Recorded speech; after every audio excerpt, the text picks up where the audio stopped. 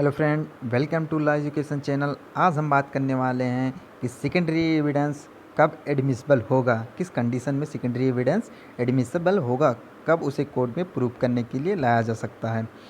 तो उससे पहले हम सेकेंडरी एविडेंस कब एडमिसिबल होगा इसके बारे में बताया गया है सेक्शन 65 में। उससे पहले हम देख लेते हैं सेक्शन 64 क्या कहता है।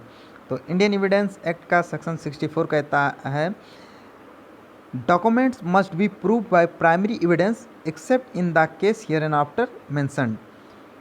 कहता है कि जो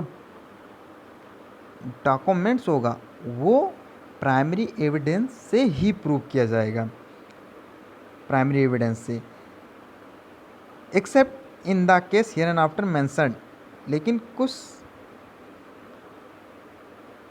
तथ्यों को छोड़कर, जो कि यहाँ पे बताया गया सेक्शन 65 में, उस कंडीशन को छोड़कर बाकी जो भी प्रूव किया जाएगा डॉक्यूमेंट्स वो बाय प्राइमरी एविडेंस से ही किया जाएगा। यानी कि सेक्शन 64 इंडियन एविडेंस एक्ट का सेक्शन 64 कहता है कि जो भी डॉक्यूमेंट्स प्रूव किया जाएगा वो प्राइमरी एविडेंस से प्रूव किया जाएगा, उस कंडीशन को छोड़कर जो सेक्शन 65 में डिफाइन किया गया। अब सेक्शन 65 क्या कहता है इसको हम देखेंगे। सेक्शन 65 ये कहता है कि किन किन कंडीशन में सेकेंडरी एविडेंस एडमिसिबल होगा, कब किन कंडीशन में सेकेंडरी एविडेंस के तहत डॉक्यूमेंट्स को प्रूव किया जा सकता है। तो देखते हैं सेक्शन 65 क्या कहता है। ये when the original is shown or appears to be in the possession or power of the person against whom the document is sought to be proved or of any person out of reach of or not subject to process of the court or of any person legally bound to produce it, and when after the notice mentioned in section 66 such person does not produce it।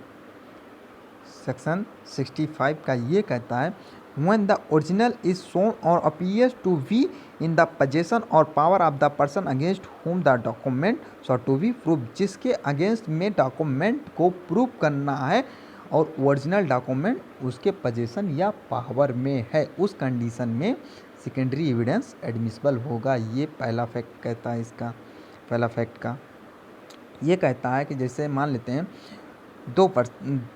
दो पक्ष हैं, एक ये और एक B. ये को B के अगेंस्ट में डॉक्यूमेंट को प्रूव करना है और जो ओरिजिनल डॉक्यूमेंट है वो किसके पास है, बी के पास है, और ये को बी के अगेंस्ट में प्रूव करना है। तो ओरिजिनल जब बी के पावर और पोजीशन में है तो यहाँ पर ये द्वारा सेकेंडरी एविडेंस लाया जा सकता है, यहाँ पे सेकेंडरी एविडेंस एडमिसिबल होगा। फिर आगे कहता है of any person out of reach of और not to subject the process of the court, या उस कंडीशन में जब कि वो पर्सन जो जिसके पास ओरिजिनल डॉक्यूमेंट्स है वो उस कोर्ट के दायरे में नहीं आता, उस कोर्ट के आधिकारिकता क्षेत्र के बाहर है, उस कंडीशन में सेकेंडरी एविडेंस एडमिसिबल होगा। फिर अगला कहता है और of any person legally bound to produce it and when after the notice mentioned in section 66 such person does not produce it. ये कहता है कि वो पर्सन जो लीगली बाउंड है, वैधानिक रूप से बाध्य है प्रूफ को देने के लिए, जो सेक्शन 66 के तहत नोटिस देने पर, नोटिस जारी करने पर भी वो प्रोड्यूस नहीं करता, उस कंडीशन में भी सेकेंडरी एविडेंस एडमिसिबल होगा। फिर देखते हैं इसका फैक्ट भी क्या कहता है। व्हेन द एग्जिस्टेंस और content of the original prove to have been admitted in writing by the person against whom it is to be proved or his representative in such a case the written admission is admissible।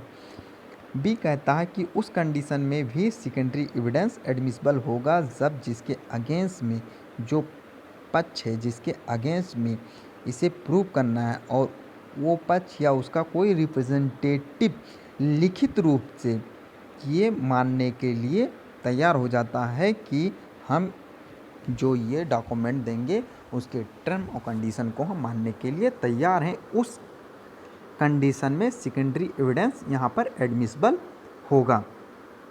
फिर अगला देखते हैं क्या कहता है। When the original has been destroyed or lost, or when the party offering evidence of its contents cannot for any other reason not arising from his own neglect or default produce it in reasonable time. In such a case, any secondary evidence of its content is admissible. ये कहता है कि जब original document वो destroy हो गया या lost हो गया हो, उस कंडीशन में सेकेंडरी एविडेंस एडमिसिबल होगा। लेकिन जो डिस्ट्रॉय हुआ है या लॉस्ट हुआ वो उस पार्टी के निगलेक्ट या डिफ़ॉल्ट की वजह से ना हुआ हो जिसे प्रूव करना है। इस कंडीशन में सेकेंडरी एविडेंस एडमिसिबल होगा। फिर अगला कहता है when the original is of such a nature as not to be easily movable. In such a case, any secondary evidence of its content is admissible.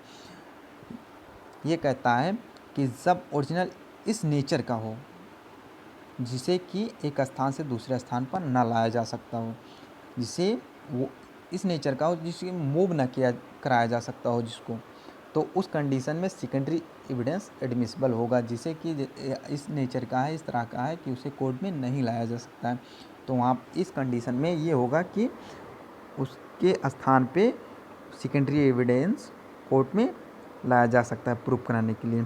अगला कहता है when the original is a public document with in the meaning of section 74। कहता है 74 के तहत अगर वो public document है तो उस कंडीशन में सेकेंडरी एविडेंस एडमिसिबल होगा। जो अगला कहता है when the original is a document of which a certified copy is permitted by this act और by any other law in force in India to be given in evidence. ये कहता है कि when the original is a document of which a certified copy, जब original की कोई certified copy है तो वो सेकेंडरी एविडेंस के रूप में यहाँ पर एडमिसिबल होगा। कब? जैसे पब्लिक डॉक्यूमेंट है, पब्लिक डॉक्यूमेंट हुआ, जब प्रूव करने के लिए अगर हम कोई पब्लिक डॉक्यूमेंट लाना चाहते हैं तो वहाँ पे ओरिजिनल डॉक्यूमेंट ना देकर गवर्नमेंट कंपनी है, गवर्नमेंट का कोई डॉक्यूमेंट है तो वो ओरिजिनल नहीं देते हैं, उसकी सर्टिफाइड कापी देते हैं, सर्टिफाइड करके कि हाँ ये इसकी सर्टिफाइड कापी है, सेकेंडरी एविडेंस के रूप में ये मान्य होती है न्यायालय में। तो उस कंडीशन में यहाँ पर सेकेंडरी एविडेंस के रूप में एडमिसिबल होगा। और ये कहता है कि when the original is a document of which a certified copy is permitted by this act, इस एक्ट के तहत वो परमिटेड है, और by any other law in force in India to be given in evidence, जो कि या किसी अन्य लॉ के तहत जो इन्फोर्सबल हो, जिसके तहत कि इसे इंडिया में इन्फोर्सबल हो, लाया जा सकता हो एविडेंस के रूप में, तो उस कंडीशन में सर्टिफाइड कापी एडमिसिबल होगा। जबकि सर्टिफाइड कापी जो पब्लिक कंपनी होती है, पब्लिक डॉक्यूमेंट कोई भी हुआ तो उसकी सर्टिफाइड कापी सेकेंडरी एविडेंस के रूप में एडमिसिबल होती है। फिर अगला कहता है when the original consist of numerous account और other documents which can not conveniently be examined in court and the fact to be proved is the general result of the whole collection। ये कहता है कि original document है वो इस तरह इतना लंबा है, इतना ज़्यादा है कि उसको कोर्ट में एनालाइज ना किया जा सकता हो। उस कंडीशन में जब उस पर किसी केस पे विवाद चल रहा हो, उस कंडीशन में वो उतना सारा डॉक्यूमेंट ना देखा जा सकता हो कि उससे मेन जो केस से रिलेटेड चीज़ हो उसको निकाला जा सके उन डॉक्यूमेंट से। तो उस कंडीशन में क्या होगा कि किसी एक पर्सन को अथराइज़ किया जाएगा कि उस डॉक्यूमेंट को जो भी है उसको एनालाइज़ करे, पूरा एनालाइज़ करने के बाद वो जो उससे मेन फैक्ट होगा, जो केस से रिलेटेड होगा, उसको निकालेगा और वो वहाँ पे आके वो सेकेंडरी एविडेंस के रूप में उसे प्रस्तुत करेगा, तो वहाँ पे सेकेंडरी एविडेंस के रूप में एडमिसिबल होगा। ये इस तरह होगा कि जैसे कह रहा है कि डॉक्यूमेंट इतना ज़्यादा हो कि वो कोर्ट में उस समय केस के दौरान एनालाइज ना किया जा सके और उसे पूरा ना देखा जा सकता हो, तो उसका जो मेन फैक्ट है किसी पर्सन वो ऐसा अथराइज कर दिया जाए, वो उसे देखता है, पूरा एनालाइज करता है, वो केस से रिलेटेड फैक्ट उस डॉक्यूमेंट से निकालता है, ओरिजिनल डॉक्यूमेंट से, और वो आकर फिर उस डॉक्यूमेंट को कोर्ट में सबमिट करता है, तो उस कंडीशन में ये सेकेंडरी एविडेंस के रूप में एडमिसिबल होगा। Thank you for watching.